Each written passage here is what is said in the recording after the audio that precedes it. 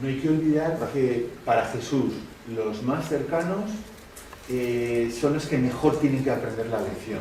Y aquí de nuevo va a haber otra lección, otra enseñanza. Para todos, sí, para todos.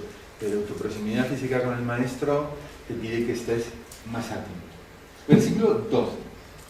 Pero cuando se acercó a la... Acordaros de la adversativa. Sí, Ya pero... hasta ahora ha habido una descripción, y ahora empieza la acción.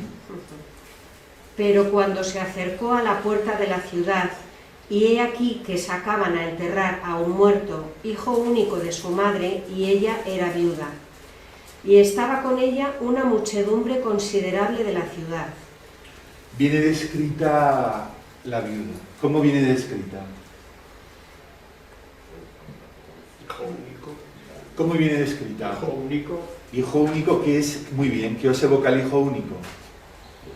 Hay otra escena, a ver, hay en Biblia, hay otro, que todos lo hacemos, ¿no? Pero lo que se llama la lectura intertextual, es decir, un texto te evoca otro texto, que ilumina otro texto, y así el Antiguo Testamento ilumina textos del Nuevo y Nuevo del Antiguo, y al final hay otra escena muy importante en los Evangelios donde se habla de un hijo único, que están ahí.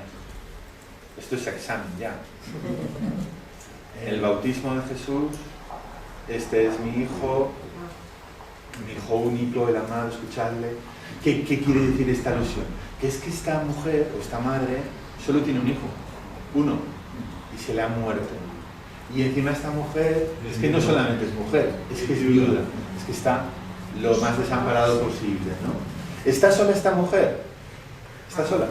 No, físicamente no. No, físicamente no, porque le acompaña una muchedumbre considerable, lo cual sus vecinos o los vecinos del pueblo están en torno a esta mujer. No está sola. Versículo 13. Y al verla, el Señor sintió compasión de ella y le dijo, no llores.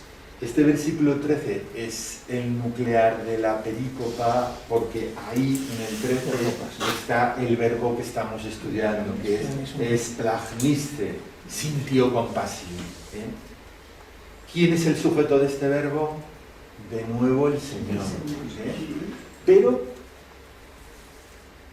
¿qué es previo a sentir la compasión? ¿Qué es necesario para sentir compasión de alguien? Verla, claro. El verbo previo, fijaros, al verla, sintió compasión. ¿Y esto qué nos enseña? ¿Qué nos traslada? Que tenemos que no... Hay que ir con la vida por hay que mirar, hay que ver esa idea, ¿no? Que lo que te despierta, lo que puede sacar de ti, esa capacidad de empatía, de misericordia, de entrega, es primero ser conscientes, primero ver, ¿no?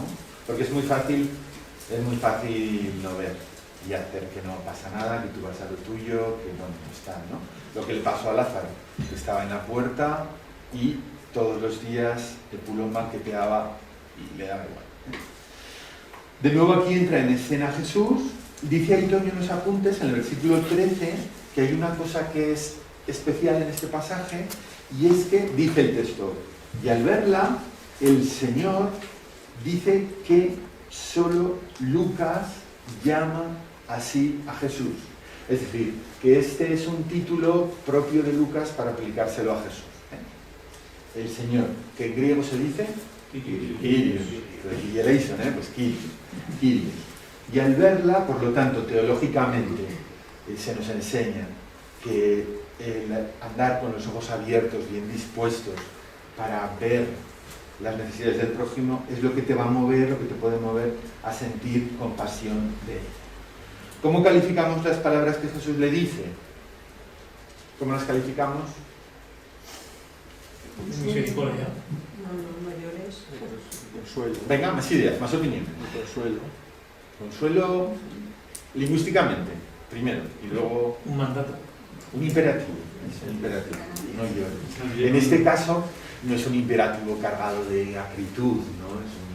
Entendernos, no estamos allí, como decía San Ignacio de Loyola, como si presente me hallare en esa escena, en una esquinita, pero si estuviéramos en una esquinita a las puertas de Naín, nos es fácil imaginar que ese imperativo de Jesús a esta mujer no es un imperativo de enfado, ¿no? Es un imperativo de consuelo, ¿no? No llores.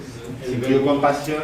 El verbo en pasado, o sea, que nos decía ayer, sintió compasión.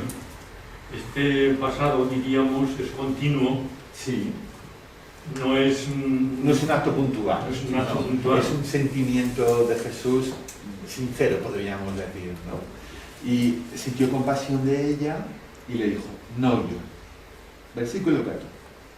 Y acercándose, tocó el féretro. Los que lo llevaban se habían parado, y dijo, joven, a ti te digo, levántate. Mirad, en este punto, en los apuntes, en este versículo, mejor dicho, en el versículo 14, que nos describe la comitiva fúnebre, Toño, en los apuntes, en la página siguiente, hace una descripción del proceso mortuorio. Mirad, leo un poco. Jesús se acerca, acercándose, tocó el féretro. Y tocó, claro, un féretro, a lo mejor nuestra imaginación piensa en nuestros féretros modernos. No es el caso. Camilla mortuoria, a lo mejor. Dice ahí, Jesús se acerca y toca la camilla mortuoria. Y ahí describe un poco las costumbres de sepultar a sus difuntos a los judíos, que me parece interesante que lo escuchemos. Dice, los difuntos eran envueltos en lienzos de lino y colocados sobre camillas, que eran cargadas sobre hombros por 4 y hasta 6 hombres y llevadas a la tumba. Jesús toca la camilla como señal para que se detuvieran, como en efecto hace la comitiva. Y ahí, el Señor tenía un aire de dignidad y autoridad al detener esta solemne procesión con un gesto simple y con solo tocar la camilla. La autoridad de Jesús, que en esta escena ya hemos hablado de ella, ¿no? La autoridad de Jesús es autenticidad, es coherencia de vida, pero en esta escena la autoridad de Jesús da un paso más y la autoridad se convierte en dadora de vida, Jesús va a hacer un milagro que es pasar, llamar de la muerte a la vida. Esto es pues como muy importante, ¿no? Entonces, acercándose, tocó el féretro, los que lo llevaban se habían parado, aceptan la autoridad de Jesús. En esta lectura no podemos saber más si sabían quién era Jesús, habían oído hablar de que había un Mesías de Galilea poderoso en palabras y obras. El caso es que se detiene y se dirige Jesús al joven.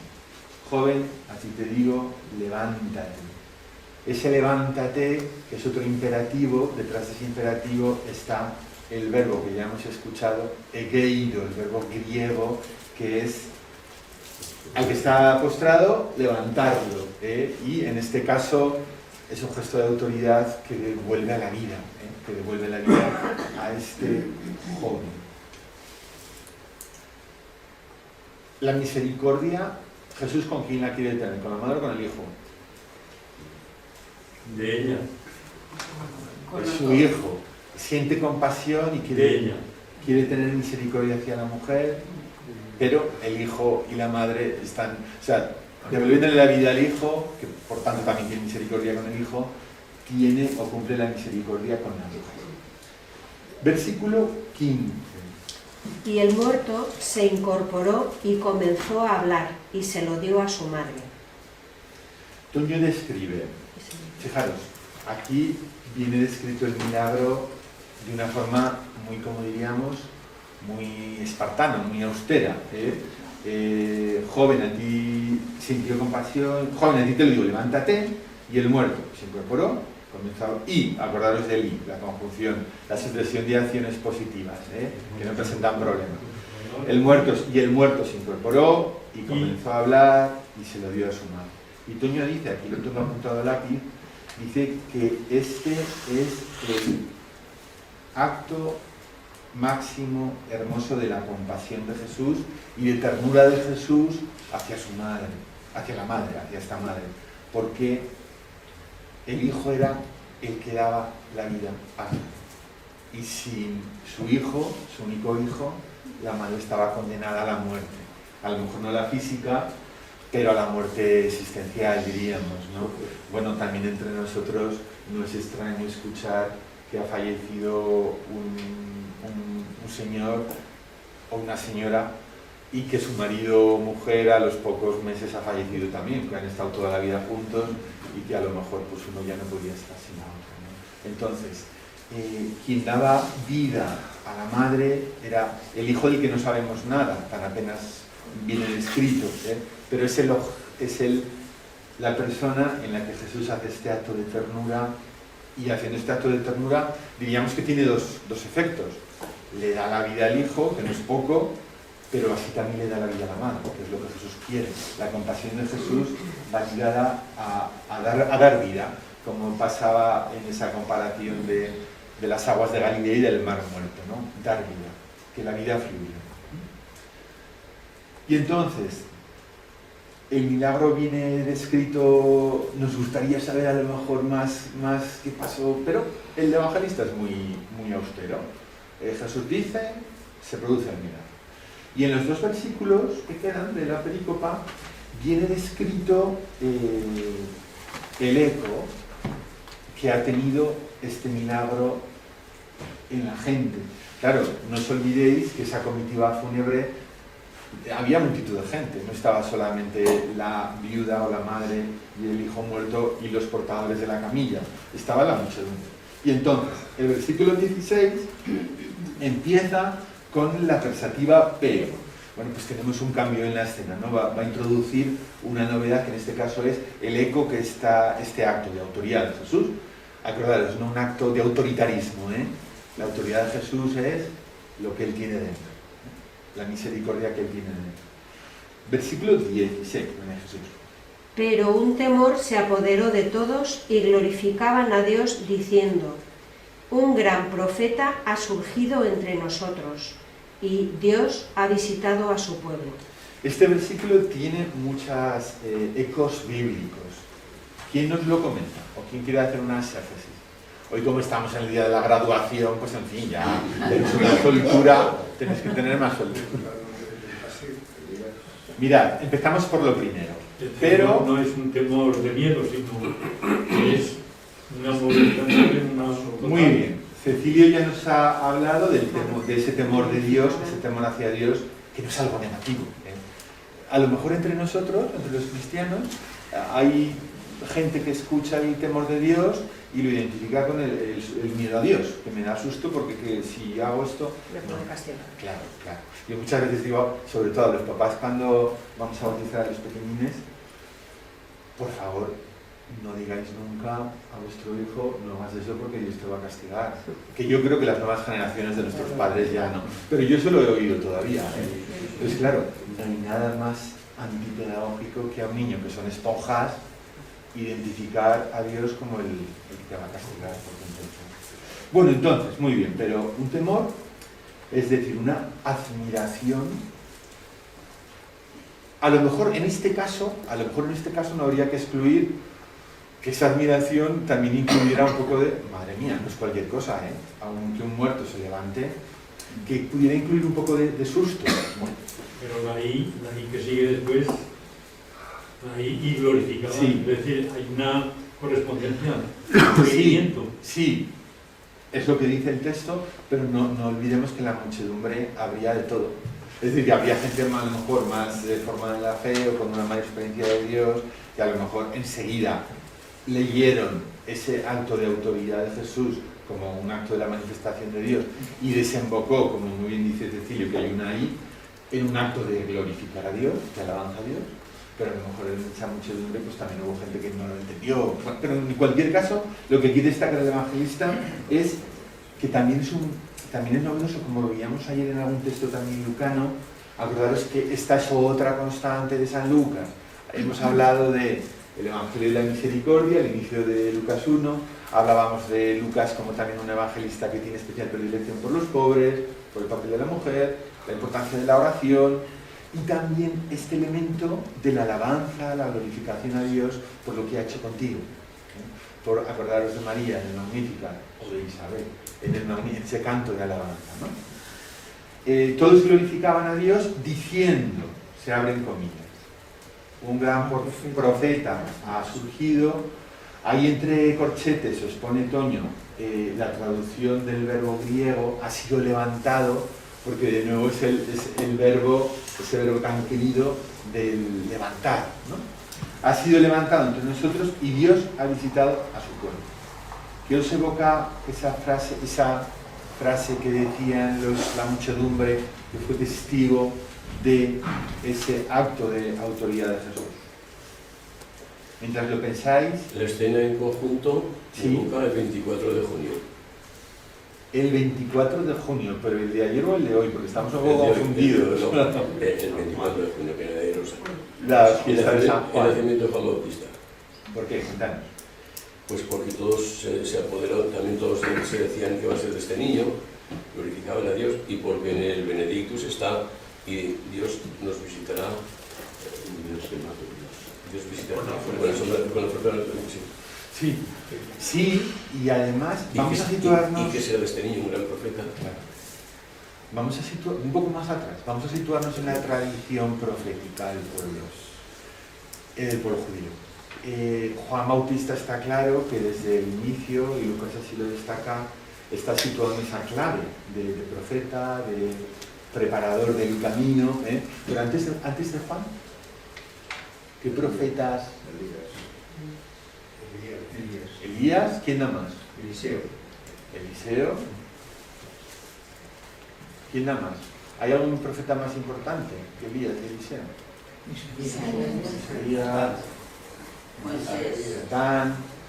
Moisés más que profeta es el heraldo de la ley. Fijaros, es Elías.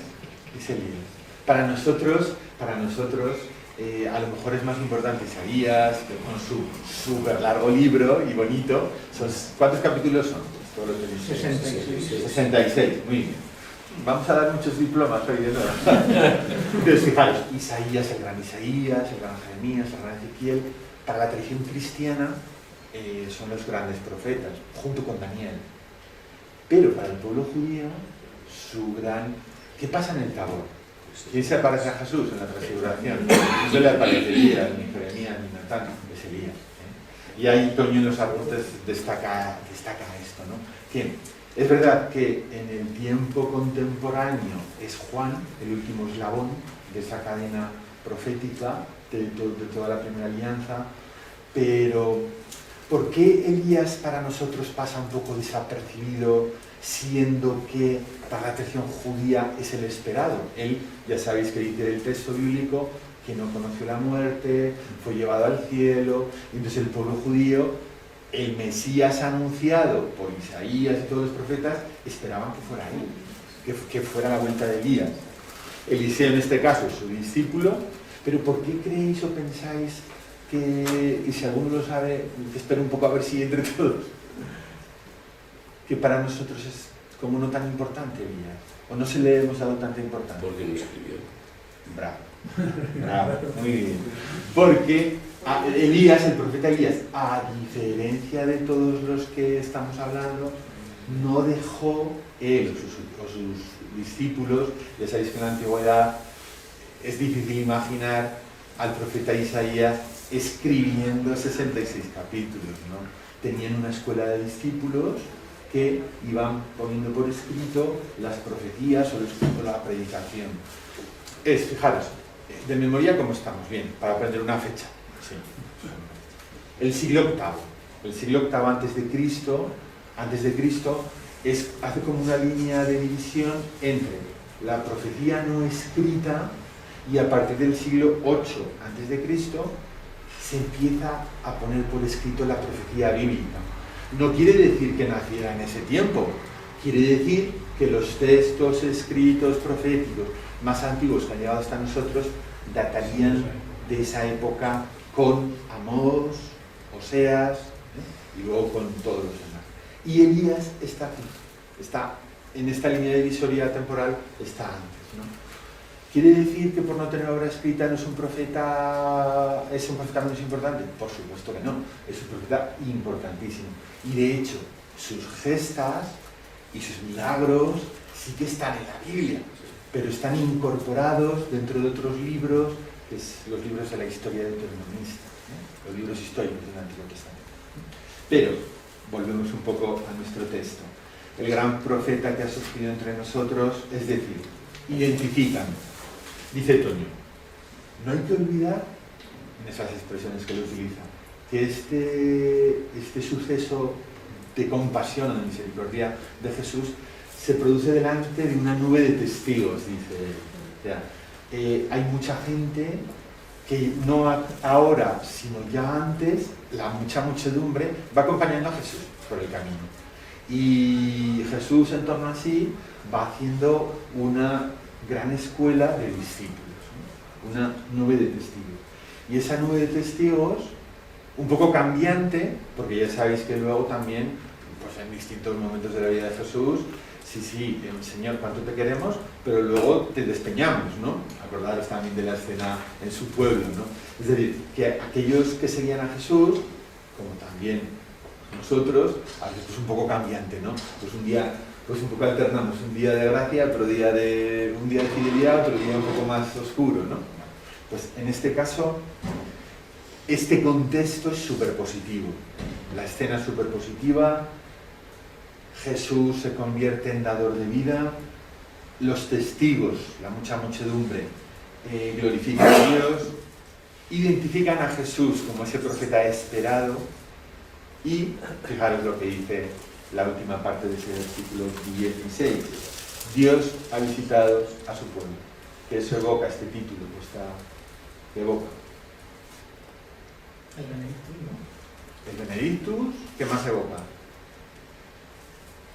No solamente evoca una cita bíblica parecida o paralela, podríamos decir, sino que evoca un principio fundamental de Dios.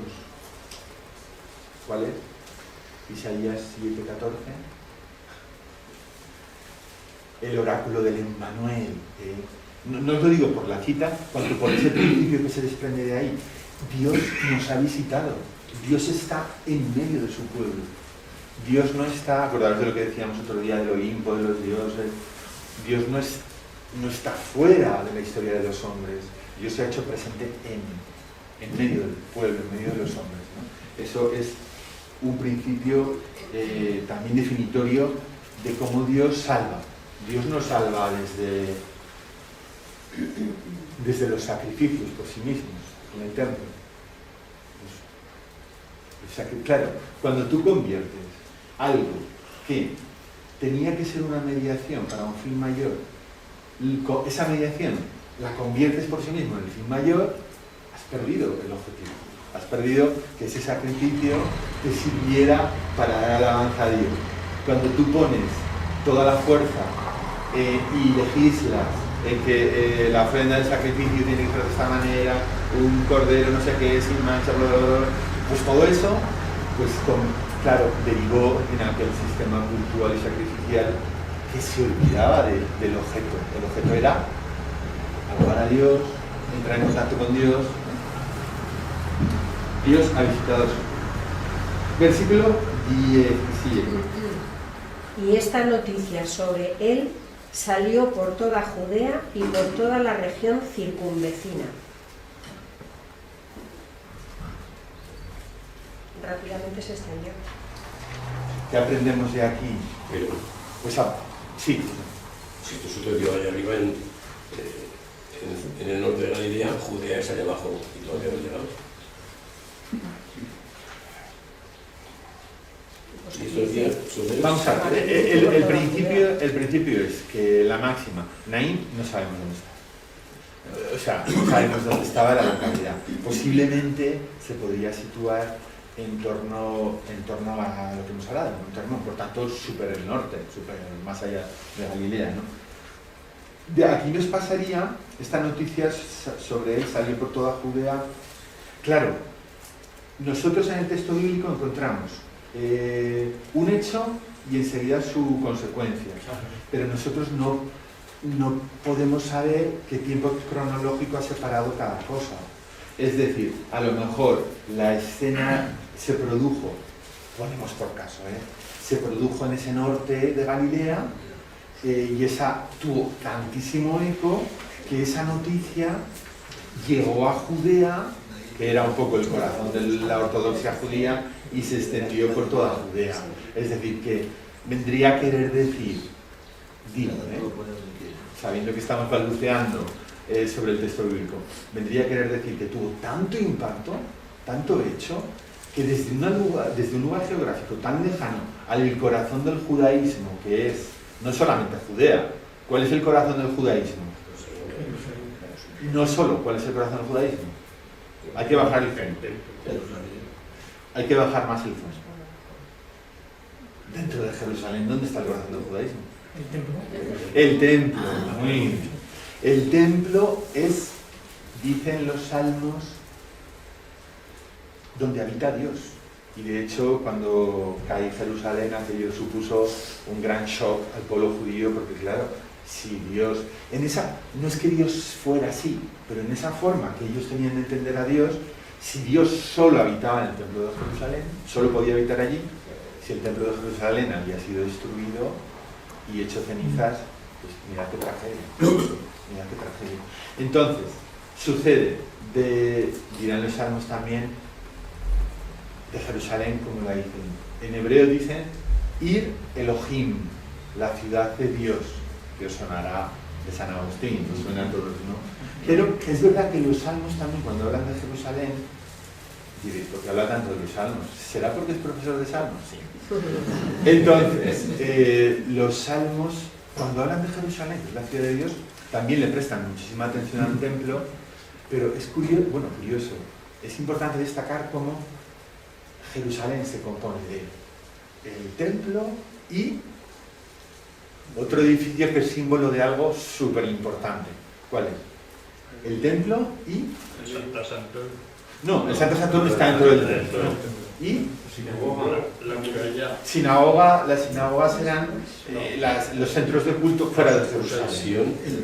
Sion es la ciudad de Jerusalén, es otra forma de llamar a la ciudad de... El torrente. No. O un edificio físico, que es símbolo de otro principio teológico muy importante. El templo y el palacio de justicia, la justicia, el palacio de David, el palacio de justicia. Y diréis, qué tontada. Bueno, tontada no, porque otra característica del ser de Dios para la teología judía muy importante era su equidad, su justicia. ¿Dios es misericordioso? Estamos viendo que sí, que es absolutamente misericordioso.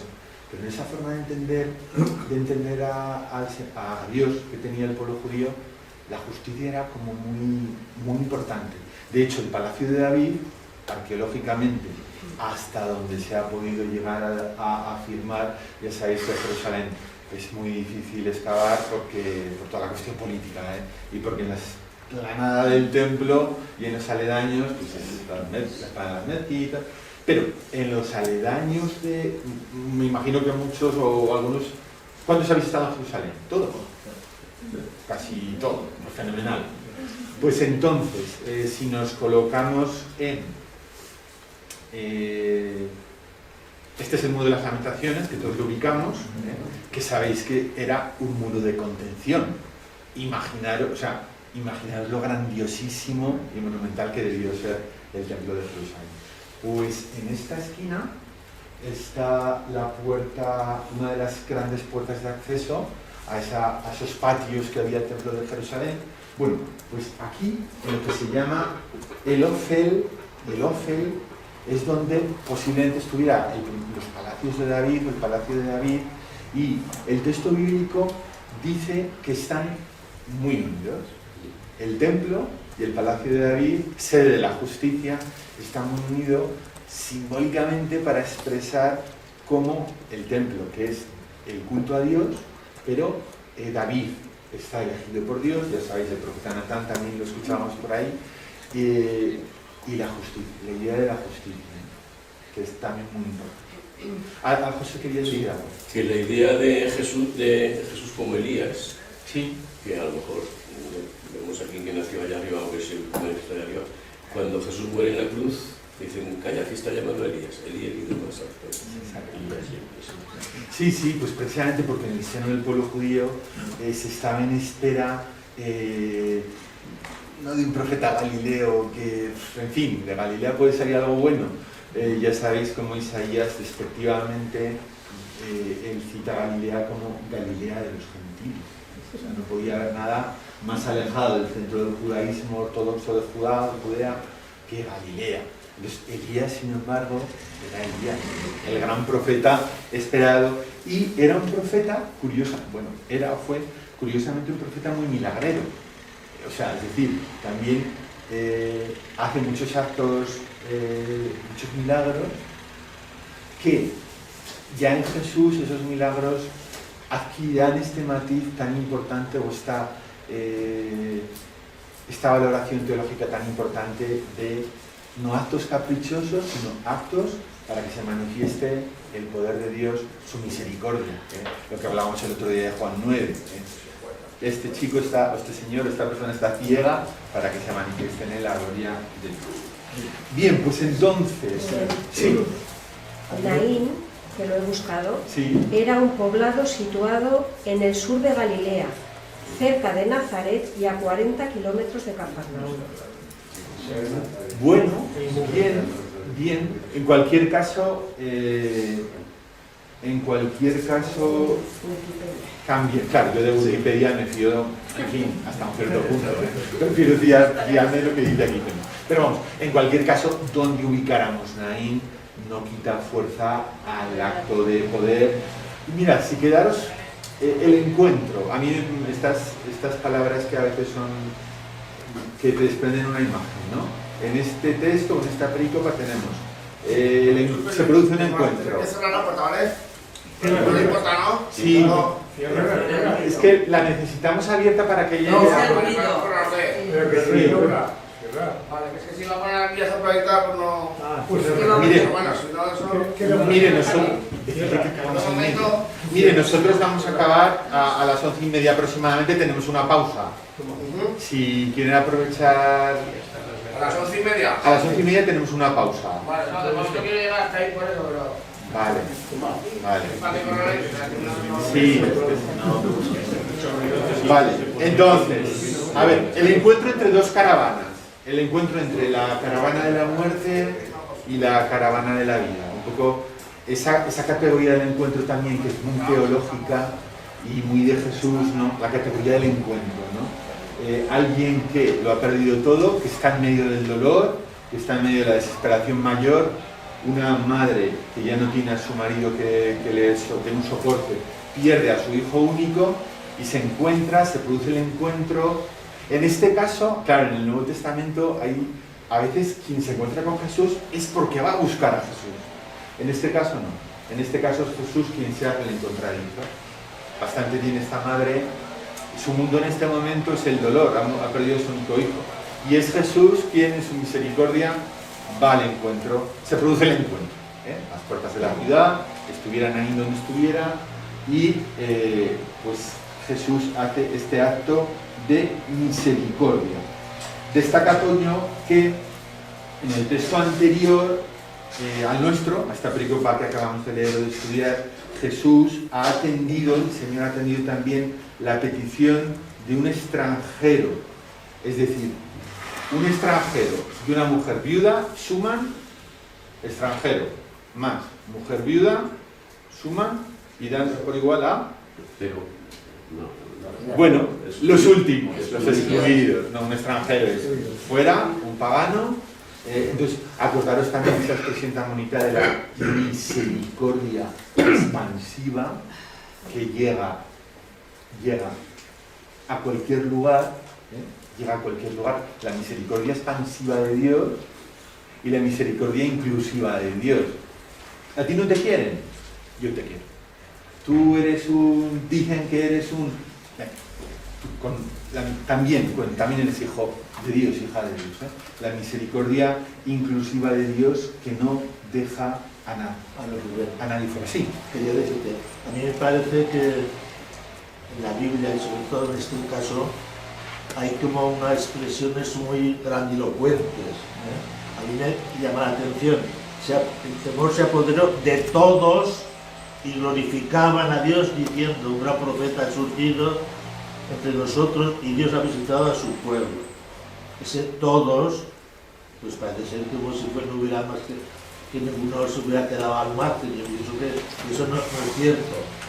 Me parece que es un lenguaje que es muy, no sé qué va a decir, pero yo desconfío porque, por ejemplo, también hay otros textos que cuando está Jesús en una casa de Pedro o en una casa y llevan a un enfermo entre 4 y estaban abarrotados todos, 4 en unas calles muy pequeñas, y quiere decir que es un lenguaje muy sobreabundante, ¿no?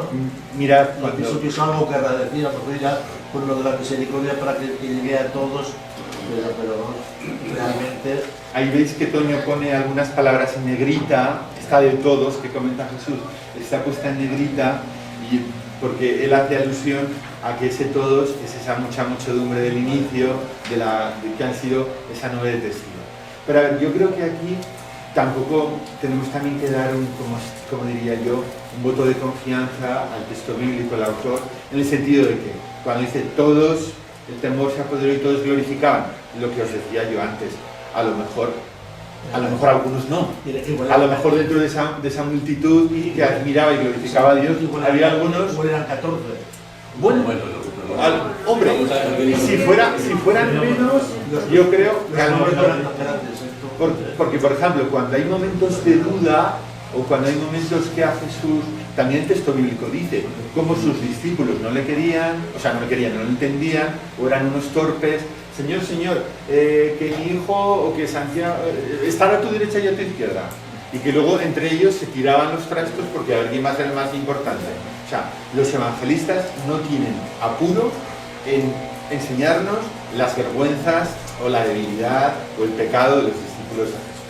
Por tanto, así como cuando hay una escena negativa en la que salen mal parados los discípulos, y también hemos visto en algún texto que mandaban increpar al ciego, el evangelista, gracias a Dios, no ha puesto tipes, sino lo ha puesto bonito. Bueno, pues aquí, lógicamente, cuando habla de una muchedumbre, no va a ir preguntando el evangelista uno por uno, bueno, ¿y tú qué has sentido? ¿Tú glorificas a Dios? Entendemos que la admiración era, digamos, general. Y dentro de una generalidad puede haber excepción. Todos sabemos que los evangelios no son una biografía histórica de lo que sucedió. Claro que lo sabemos. Es un proceso. Los evangelios de son... fe, entonces ahí se puede claro. pero mirad, esto es como si nosotros pusiéramos nuestras homilías por escrito, y luego las comentáramos. En el lenguaje oral, pues también uno se permite ciertas licencias a veces, ¿no? Y en un lenguaje catequético se utilizan imágenes, Esto no es una crónica histórica precisa, con datos, por lo tanto es una historia de fe, de lo que Jesús hizo. Y yo creo que por tanto hay que quedarse en lo sustancial de cada escena, ¿no? Bien, avanzamos un poquito para ver los otros dos textos. Javier.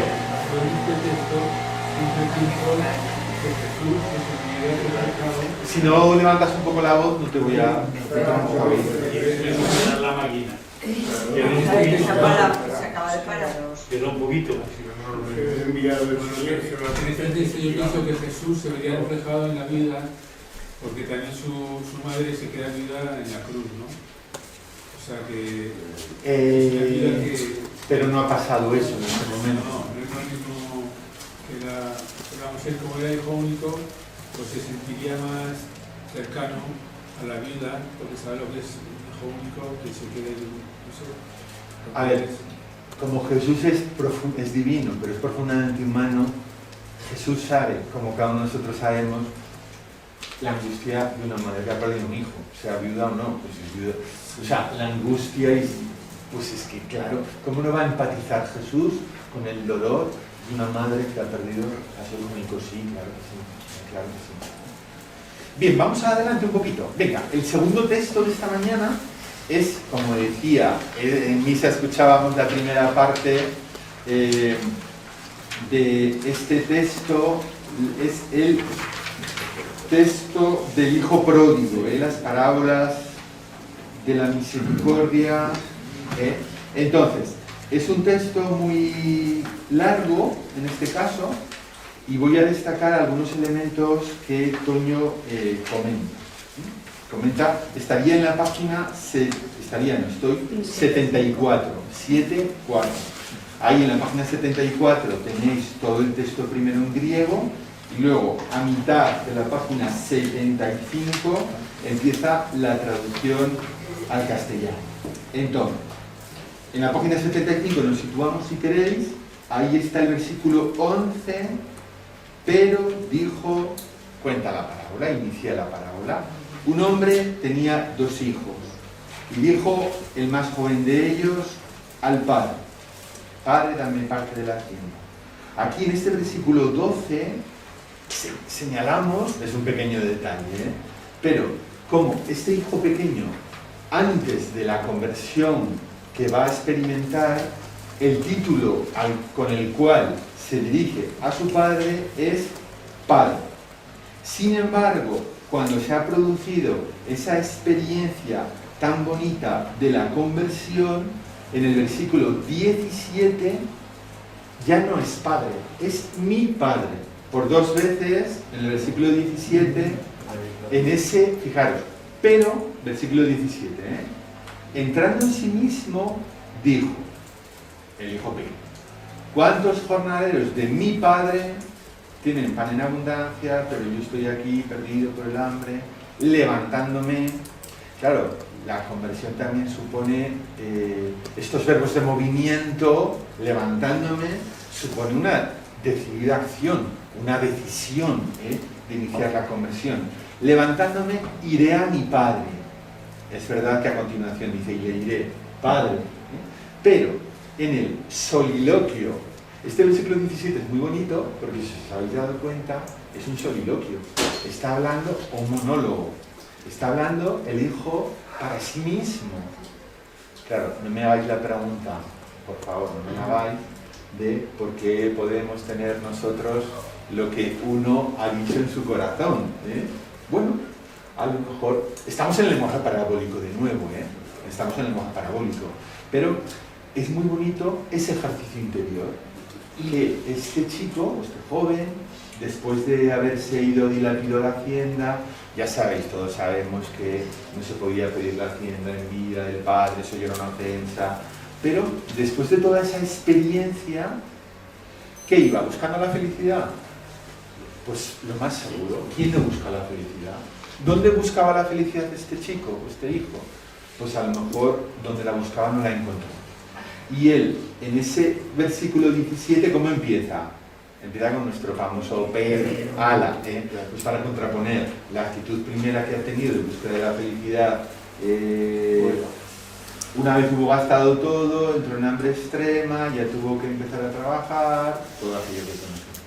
Lo importante de este versículo 17 es ese ejercicio interior, y sobre todo esa confesión que él quiere llevar a su padre, pero sobre todo también esa decisión. Levantándome, iré a mi padre, le diré. Los verbos de movimiento son muy importantes porque el versículo 20, ¿qué dice? Y levantándose fue a su padre. Levantándose, hay que ponerse en movimiento. El versículo 20 contrasta de nuevo la actitud tan buena del chaval ahora, y ahora entra en la escena que hasta ahora no había hablado, no lo había venido escrito el padre, este padre de esta parábola. Pero estando él todavía lejos, su padre lo vio y se compadeció. ¿Qué hay aquí? Justo lo mismo que en la escena anterior.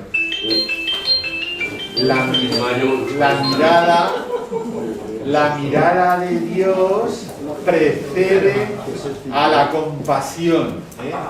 La mirada, la vista, precede o es como el elemento que te predispone a la misericordia. Tener una mirada que no juzgue, una mirada limpia, una mirada atenta, una mirada en la medida de lo posible como la de Jesús. Su padre lo vio, y aquí tenemos en este versículo 20 el verbo clave. De nuevo, esplagnisomai.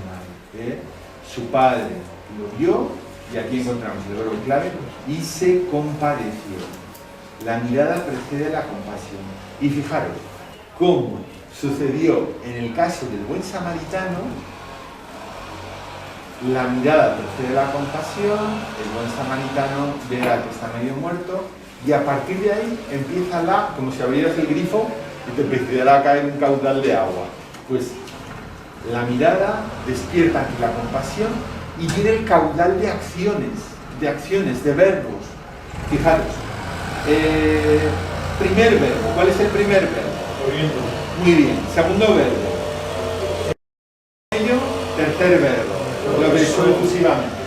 Siempre comentamos o decimos que en este momento el padre no le deja hablar y no quiere escuchar la confesión de perdón, porque la misericordia de Dios ya sabe que el corazón del chaval o de su hijo ha cambiado y quiere volver a casa.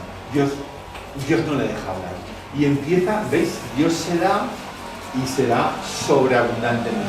Pero es que no para aquí, porque el versículo 21 es como un interludio en el que sí que el hijo habla, dice, pero él, después de que el padre ya le ha abrazado, le ha besado, se le ha echado el cuello, ahí sí que le deja hablar al hijo y le dijo, Padre, pequé contra el cielo y ante ti, no soy digno ya de ser llamado hijo tuyo. Una confesión extraordinaria. Acordaros, ¿por qué está en negrita en ese versículo 21 en color? Que veis más oscuro, está la adversativa de nuevo, pero en negrita tenéis hijo, padre, hijo, tuyo. Hijo, padre, hijo tuyo. ¿Qué evoca? El Padre Jesús, el Hijo único, esa entrega absoluta de misericordia. Bueno, pues después de ese interludio que el Hijo habla, en el versículo 22, con tantos verbos, son un montón. Son 8 contado yo, a ver si no sale bien la cuenta. Dice, pero el Padre dijo a sus siervos, es decir, ha hablado el Hijo, ha hecho esa confesión tan maravillosa, tan sincera. Nosotros no estábamos allí, pero ante estas palabras uno intuye que es una confesión sincera y sentida, que no es por bien quedar, como a veces decimos, ¿no? ¿Tendría que haberle dirigido algunas palabras el Padre al Hijo después de esa confesión? Bueno, el caso es que le basta al Padre y el Padre sigue ese caudal de acción. Dijo a todos sus siervos. ¿Quién nos lee ese versículo, por favor? Y vamos contando los verbos. Rápido, traed. También es muy bonito ver cómo el Padre fue deprisa, se le echó al cuello. O sea, no hay que perder tiempo para la misericordia. Es como una imagen física que también nos da una enseñanza, ¿no? Que, bueno, ¿y esto cómo lo vamos a hacer? Y hay que pensar y tal. Oye, que hay que planificar, sí, es verdad. Pero a veces a nosotros nos pasa yo creo que nos pasa que nos detenemos mucho en darle vueltas a las cosas, ¿no? Y si hacemos esto y que con tal y que... Pues deprisa. La misericordia de Dios... Ojo, cuidado, esto no quiere decir que seamos alocados, pero yo creo que se entiende, ¿no? La misericordia de Dios no hay que entretenerla, ¿no? Adelante, por favor, escuchamos las acciones. Rápido, traed, que sería el segundo, porque el primero Sí. dijo. Sí, dijo a sus siervos. Las acciones. Eso, Traed el traed mejor vestido. Y Ven, vestidlo.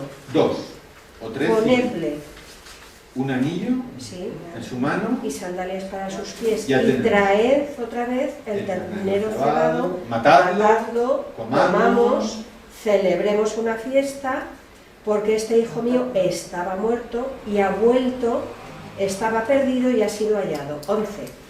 Fijaros, la idea es que la vida, la misericordia de Dios es algo activo, es algo dinámico, no podemos encasillarnos en es que siempre se ha hecho así. Bueno, siempre se ha hecho así o no, porque en tiempos de Noé no se hacía así, de lado. Pues un poco el dinamismo de la Iglesia, ¿no? O de las comunidades cristianas, o de nosotros mismos, ¿no? La misericordia de Jesús, lingüísticamente, si queréis, se cifra en acciones, en verbos, en hacer. No decir, bueno, pues ya está. Bueno, como que ya está. Pues si hay una situación de dolor, hay que estar ahí. Y en este caso, ¿la situación cuál es? hay que matar un ternero, hay que preparar la fiesta, hay que comerlo, hay que celebrar la fiesta. En este caso, el contexto es súper positivo y súper alegre. Y antes de llegar al versículo 24, está también despliegue para la fiesta. ¿Y qué os sugiere? ¿Qué os evoca? Otro concepto bíblico importante, antiguo, del Antiguo Testamento. Acordaros de cómo muchos textos proféticos señalan y dicen, está escrito, que los tiempos mesiánicos serán caracterizados por ¿qué? Vinos abundantes, banquetes esplendorosos. No sé si habrá vino de Borja, denominación cariñena, son montanos. Bueno, en este caso, muchos textos del Antiguo Testamento sueñan y tienen la esperanza de que ese mañana mejor, con la llegada del Mesías, será caracterizado por la alegría. Y aquí, claro, por la alegría y también por la paz. Acordaros de esos bellos textos de Isaías de las lanzas se convertirán en podaderas. El tiempo mesiánico, que nosotros todavía no ha llegado, estamos en el ya, pero todavía no. Pero es bonito cómo los tiempos del Mesías son caracterizados por la paz, por la alegría, por la fiesta. Y esto nos habla mucho de la comensalidad de Jesús. Jesús se sienta a la mesa y nos enseña que cuando tú te sientas a la mesa no satisfaces solo una necesidad biológica, es que con quien tú te sientas a la mesa estableces vínculos, o deberíamos, ¿no? Pero es bonito, ¿no? Que cuando tú te sientas, cuando tú quieres celebrar algo, oye, venga, quedamos a comer, pero es el encuentro también, es como la comensalidad de Jesús es el encuentro. Por eso es tan criticado. Los fariseos y los judíos critican tanto a Jesús, pero ¿cómo comes con pecadores? Pues déjame en paz, pues como con todo el mundo. Y mirad, la segunda parte del versículo, porque este hijo mío, el padre siempre pone el posesivo, el hijo al principio, como un poco que expresa esa lejanía con su padre, luego expresa esa cercanía, pero para su padre su hijo siempre es su hijo. Este hijo mío estaba muerto, ha vuelto a la vida, estaba perdido y ha sido hallado. Ahí utiliza esas palabras griegas, necros, necrológica, de muerte, kai, anestesen, anisten, ese es otro verbo de la vuelta a la vida, son verbos muy buenos. Bueno, entonces comenzaron a celebrar la fiesta. El versículo 25, con nuestra adversativa favorita, indica el inicio de la escena, se vuelve en oscura, como ya conocimos. La crueldad del hijo mayor, que no quiere, no está dispuesto, no entiende, y viene descrita maravillosamente en el versículo 30, cuando, hablando con su padre, le dice, pero cuando vino este hijo tuyo, más despectivo no puede ser porque es su hermano, que haya devorado tu patrimonio. Fijaros, el juego de palabras, qué bonito es. Versículo 30, este hijo tuyo, ¿qué dice cómo lo define el padre en el versículo 31? Este hermano tuyo. Pero hombre, no seas así. Este es tu hermano. Ya sabemos un poco lo que pasa en esa escena, que es la más oscura de la parábola, pero hay un elemento que yo leí anoche y que destaca Toño y que me ha hecho me ha impactado un poco, y dice, claro, ¿cómo acaba la parábola? Versículo 31. El padre se desvive porque el hijo mayor perdone y entre a la fiesta. ¿Entró o no entró a la fiesta? Muy bien, pues aquí está el punto. Dice Toño que... ¿Se marchó otra vez? No, creemos que no, porque estaría en el banquete y oyendo. Entonces, lo que destaca Toño dice, entrar o no entrar a la fiesta es una decisión subjetiva, personal, que no nos viene contada al final de la parábola para que cada uno de nosotros completemos la parábola, para que cada uno de nosotros digamos hasta qué punto estamos dispuestos a perdonar de corazón. Esta conversión, dice Toño también, esta enseñanza muy clara y muy conocida por todos, nos traslada una invitación personal y en el fondo nos traslada y nos pide que no nos enfademos por la conversión del otro, que no nos enfademos porque a mi prójimo le va mejor, o porque a mi cuñado le va mejor, o tiene un trabajo mejor, o porque a mi compañero, qué sé yo qué, parece que le va todo. O sea, en definitiva, Toño dice aquí, dentro de las muchas enseñanzas que puede trasladar esta parábola, y que todos hemos orado muchas veces y predicado, dice, no te enfades por la conversión de tu hermano, porque a tu hermano te vaya bien, no juzgues a tu hermano. Y, ¿os acordáis de Jonás? Sí. ¿Qué es lo más importante de Jonás? La ballena, si la ballena lo torturó mucho, ¿no? Mirad, Jonás, que es un librito muy bonito, en definitiva Jonás se enfada mucho, pero ¿cómo es posible que perdones a estos? Le dice a Dios, ¿no? Ojo, cuidado. ¿Cómo es posible que perdones a estos malvados de los ninivitas que nos han masacrado? Es que no te entiendo, le dice a Dios. Y me enfado. Pero hombre, Jonás, que no, que me quedo aquí a la sombra, a ver si se convierte, que caiga fuego del cielo. Pero hombre, pues, ¿cómo no? Claro, en el mundo judío, en la teología judía, Nínive era, pronunciar Nínive era como la síntesis de todo lo malo, ¿no?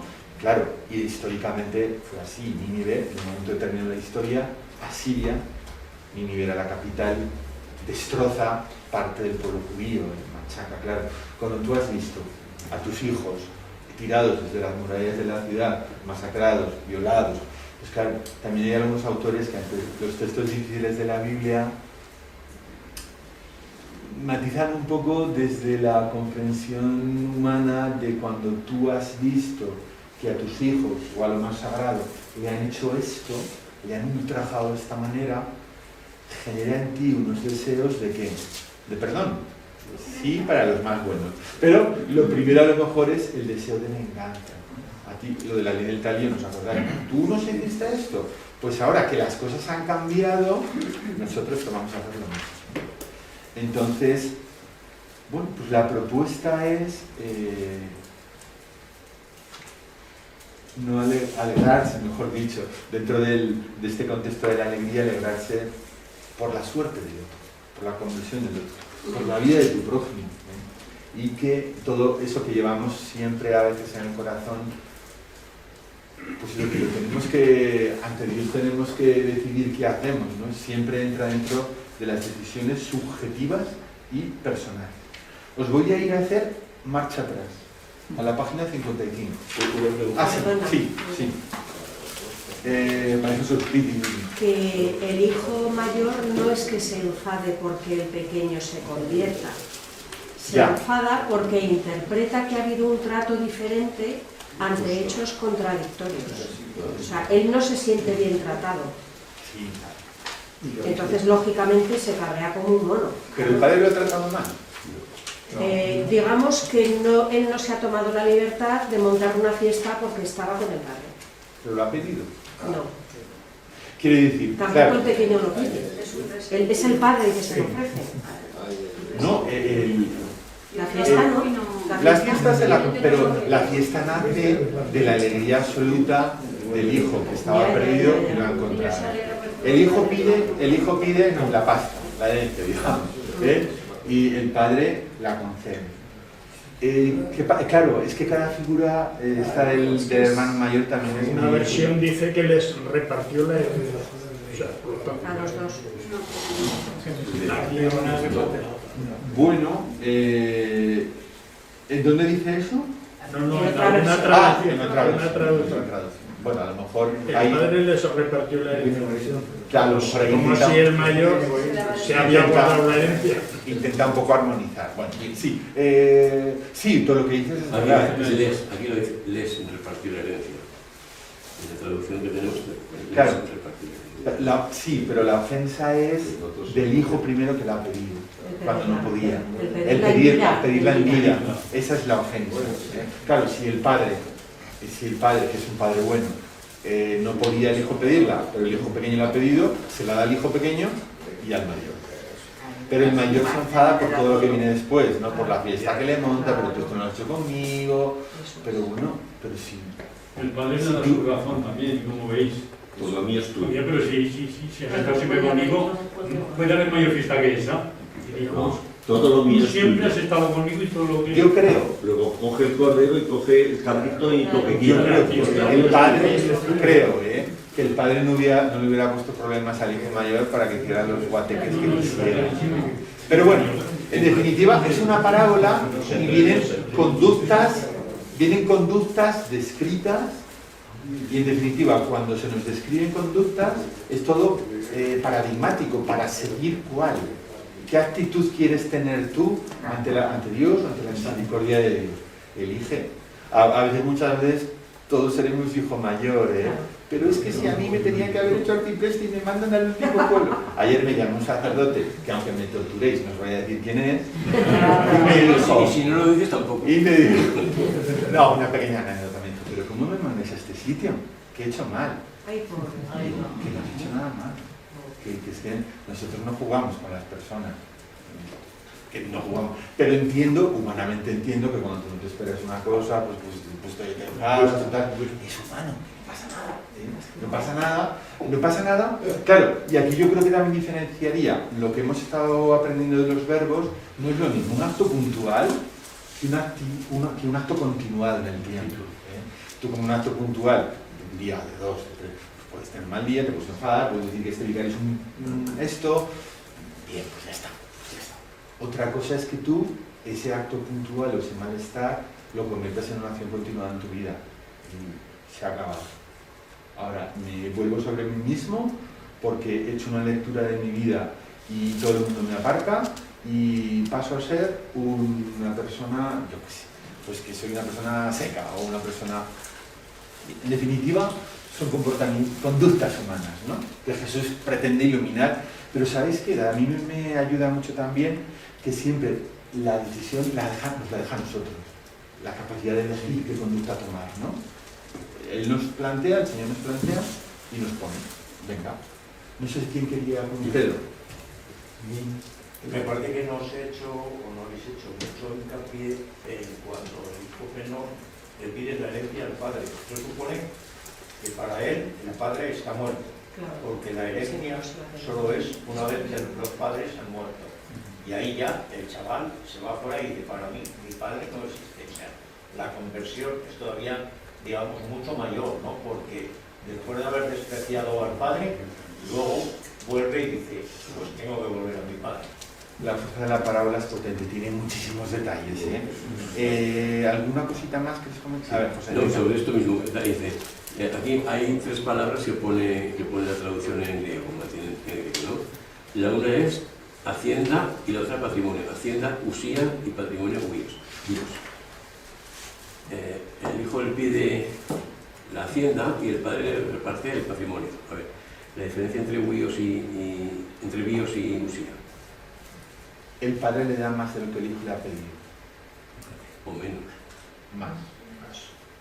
No sé, etimológicamente, o sea, filológicamente no sé en este momento esa diferencia y no me ha parecido leerla en los apuntes, aunque sí que es verdad que Toño la destaca en el... Sí, pero entiendo que en el contexto general de la misericordia del Padre, o cómo funciona el Padre en la parábola, el Padre no le va a dar menos de lo que le tocaría. Usía, le hemos dicho que es autoridad, ¿no? Sí, pero... Y él es solamente lo tiene. Pero también tiene otras acepciones. De todas maneras, yo no lo sé. Eso que preguntas, José, no lo sé. O sea, que no me voy a inventar lo que no sé. Pero por el contexto, ante lo que tú planteas, yo creo que el padre no le daría menos de lo que le tocaría. Que intentaría ser cicatero. Pues ahora, como me has pedido y no puedes hacer, te voy a dar menos de lo que te tocaría. Entiendo que a lo mejor... le pide cuerpo y alma y le da solo el cuerpo. Queda ahí como pendiente. La otra palabra es tecnos. En la última palabra que se pone, lo mantiene en él. Llama huíos a los hijos. Al hijo mayor le dice tecnos. el 35, en el final. En el 31. Sí, el 31, sí. Solo hay- no, Solo quiten. no te sé decir cuál es la diferencia entre judíos y judíos. A ver, ¿queréis que continuemos con esto o pasamos al otro texto?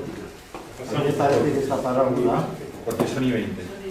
Venga, el último comentario. nos centramos mucho en la figura del padre y en la figura del hijo, el primero. Y a mí me parece que olvidamos algo muy importante, y es la figura del hijo mayor. Y ahí estamos representados todos, y está abierta precisamente a ver cómo nosotros reaccionamos y admitimos aquello que nos molesta o que no estamos de acuerdo en que haya sucedido, porque nos sentimos ofendidos o menospreciados. Y ahí me parece que eso es lo que habríamos que trabajar más y más para poder que la cosa cambie. No hay que mirar mal al hijo mayor. No hay que mirar mal al hijo mayor. O sea, quiero decir, porque el hijo mayor también desempeña un papel en la parábola que también puede ser familiar para nosotros o nos podemos identificar con él. Yo creo que es un poco la suma de los tres, ¿no? Del hijo pequeño podemos aprender, del padre, lógicamente, es el modelo, y del hijo mayor ya lo creo que también podemos aprender. Y como decíamos, queda inconcluso, si entró en una fiesta, como sucede en otras escenas del Evangelio, se nos está diciendo, bueno, pues tú complétalo, ¿cuál es tu actitud ante él? Mirad, el último texto. Vamos a Marcos, está en la página 56, como os decía, va a volver marcha atrás un poquitín, porque como es el texto del envío a la misión, del envío a la misión, vamos a escuchar cómo los discípulos, el Señor los ha mandado a la misión y vuelven esa primera misión. Diríamos que esta es la época de las prácticas de los discípulos. Mirad, estamos en la página 56, en el versículo 30, donde empieza la traducción. Alguien que nos lea, por favor, ese primer versículo. Y los apóstoles se congregan ante Jesús y le contaron todo lo que habían hecho y lo que habían enseñado.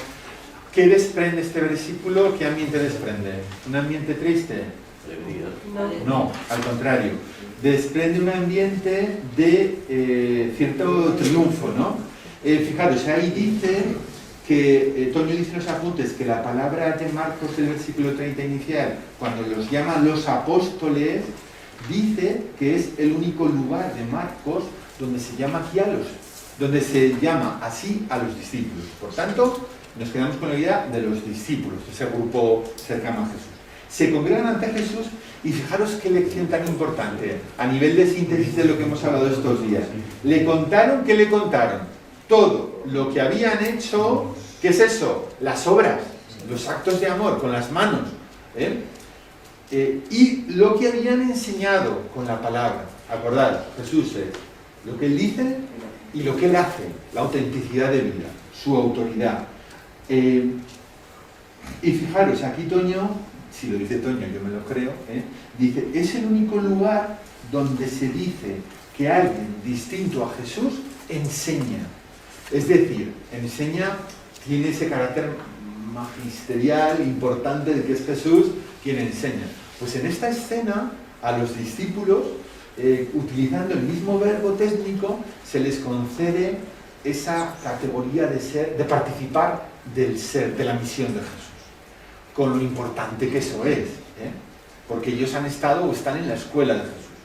Han ido a la misión y ya vais a ver cómo en la escena esta sensación de triunfo luego se va a complicar un poco, pero bueno, de momento empieza así. Versículo 31. ¿Alguien que nos lea? Venga.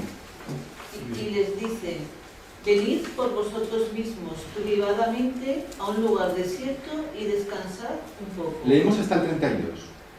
Porque eran muchos los que iban y venían y no tenían oportunidad ni de comer.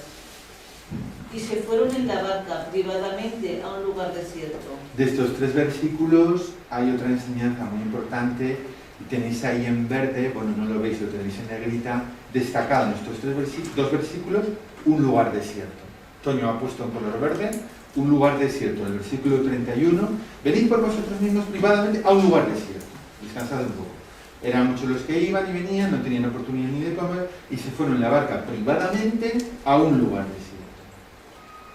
Dentro de la enseñanza, dentro de la multitud que sigue a Jesús, los discípulos que siguen a Jesús, porque le han visto curar, quieren escucharle predicar. Jesús traslada a sus discípulos que la acción apostólica es necesaria, lo que os decía ayer también, o antes de ayer, de ser infatigable de Jesús, pero es al apóstol o al discípulo también le es necesario el descanso. Y diréis, qué bien, nos estás justificando en nuestras vacaciones. Pues sí, claro que sí. Esto es importante, porque al final todos sabemos que el hacer cansa y empeñarse en hacer el bien agota. Y por eso el discípulo, el creyente, necesita descansar con Jesús. Porque no les dice Jesús, ¡hala, iros a la salud de descanso! No, me voy con vosotros, vámonos juntos. Entonces, el discipulado cristiano necesita también el descanso con Jesús. Y se los lleva solas, fuera la multitud, ya volveremos con la multitud, el descanso como algo también muy importante. Versículo 33. Seguimos, por favor. Y les vieron marchar, y muchos lo conocieron, y corrieron juntos al lugar, a pie, de todas las ciudades, y llegando antes que ellos. Dice Toño aquí que, veis, el muchos, el oglos, la multitud, muchos eran los que iban, venían, muchos lo conocieron. Dice Toño, ¿tienen hambre espiritual de Jesús? Se pregunta, ¿por qué le siguen? ¿Por qué le siguen con esa pasión? ¿Tienen qué esperanza ha despertado Jesús en esta muchedumbre, en esta multitud, que no le dejan quieto, que no le dejan descansar? ¿Qué esperanza? La cámara. Entonces, el versículo 34 lo escuchamos. Y saliendo, vio mucha muchedumbre, y tuvo compasión de ellos, porque estaban como ovejas que no tenían pastor, y comenzó a enseñarles muchas cosas. Fijaros, aquí en este texto un poquito largo, en el versículo 34, encontramos nuestro verbo clave, que es esplagnisomai, tuvo compasión. Saliendo, de nuevo movimiento físico, Jesús sale, vio de nuevo la vista, la mirada limpia de Jesús, y la mirada que no se cansa de servir al prójimo. Vio a la mucha muchedumbre y le atendió, tuvo compasión de ellos. De nuevo, esa máxima veterotestamentaria, porque estaban como ovejas sin pastor, y comenzó a enseñarles. Aquí la muchedumbre no necesita una curación, no le han presentado a un ciego. Dice Toño que Jesús el Señor, da lo que tú necesitas, da lo que necesitas.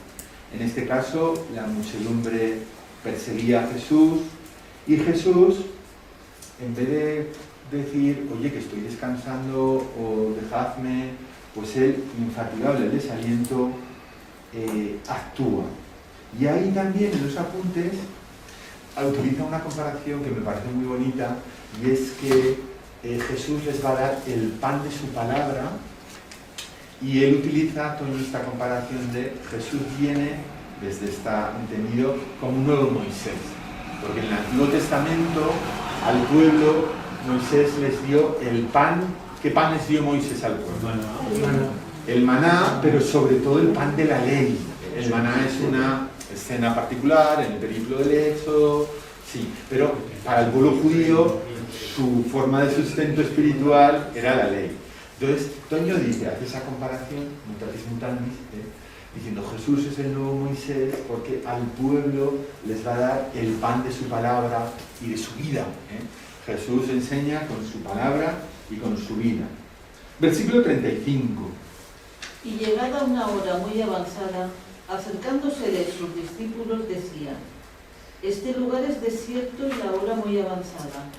Despídelos para que, yendo a las aldeas y ciudades del entorno, se compren ellos mismos algo para que coman. Acordaros del inicio, cuando los discípulos habían vuelto tan ufanos, Señor, qué contentos, mira lo que hemos hecho y lo que hemos tal. llega la primera, bueno, pues demostradlo. Seguid demostrando que habéis aprendido de estar conmigo, cómo hay que actuar ante la gente que está con necesidad. Y los discípulos, sí, le dicen, utilizando la misma expresión, este es un lugar desierto, que en los dos versículos en labios de Jesús era un lugar positivo, porque es donde se van a encontrar conmigo, los discípulos con Jesús, pero aquí ese lugar desierto, en boca de los discípulos, se convierte en un lugar pretexto para que ellos actúen de nuevo mal, porque justifican que como es un lugar desierto, despáchales y que se lo compren. O sea, un poco como veis la escena o la actitud bonita, bueno, se han vuelto de la misión, vuelven contentos, pero esto es como lo de la gaseosa, que se ha bajado y déjate de problemas, que ya los despachan. Le piden a Jesús que los despache y utiliza el verbo comprar. Y al verbo comprar, que vuelve a aparecer en el versículo 37, pero él respondiendo les dijo, dadles vosotros de comer, y le dicen, vamos a comprar 200 denarios de pan. Ahí Toño hace un juego, una oposición de contrarios, digamos. Los discípulos hablan de comprar y Jesús habla de dar. Despáchalos y que se compren la comida. Y Jesús dice, hacedlo vosotros y dadles. Un poco, diréis, pues son verbos, ya, pero es un poco la gratuidad que desprende la actitud de Jesús.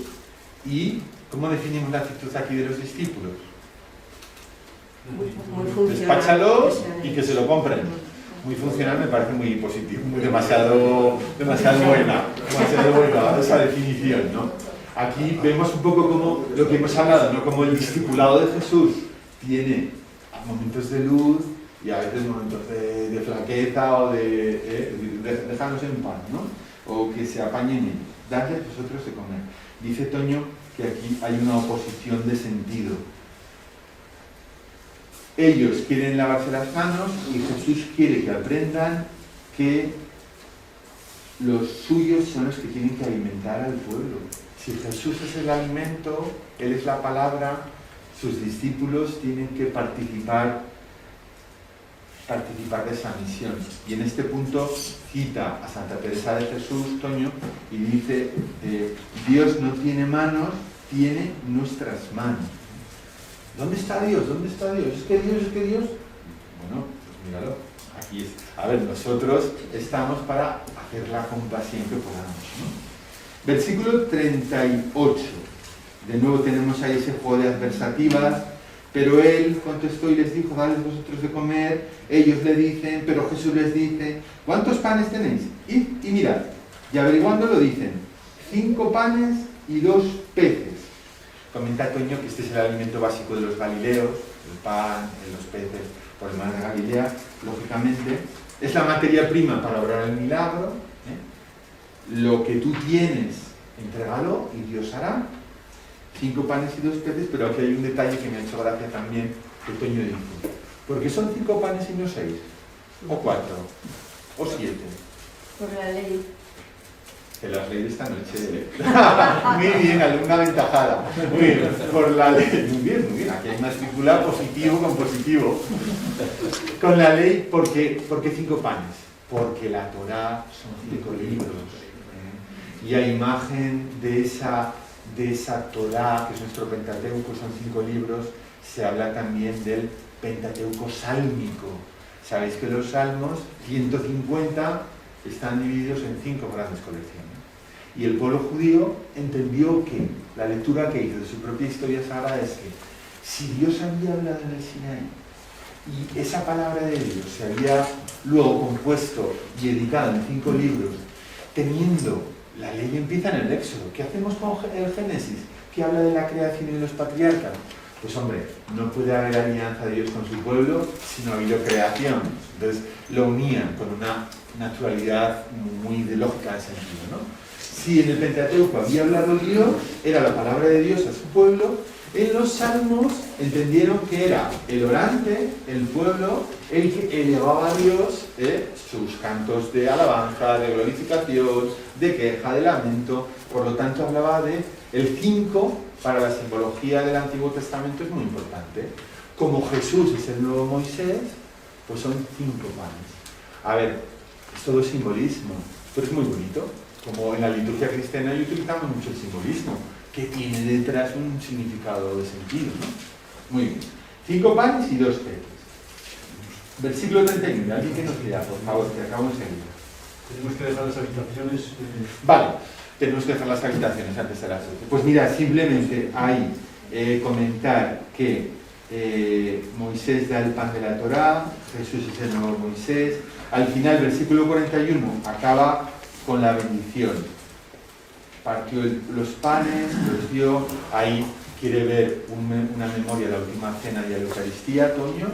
Y al final nos habla de que los trozos sobrantes que se cogieron es los pobres, para que los pobres en la iglesia puedan ser siempre alimentados.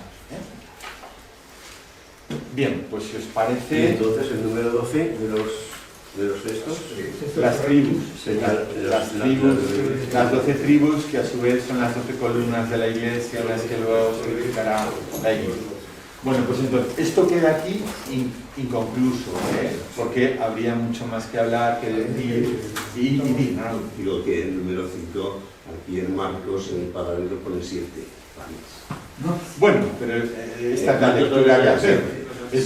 El 7 no deja de tener también un simbolismo, el 7, Bueno, sí. Bien, pues bueno, entonces, ¿queréis que hagamos ahora la foto todos, que estamos todos juntos y luego cada uno va al... Luego volvemos aquí. Volvemos aquí para la evaluación. Vamos a hacernos la foto fuera, ¿vale? Venga, y luego nos volvemos a encontrar aquí en media hora.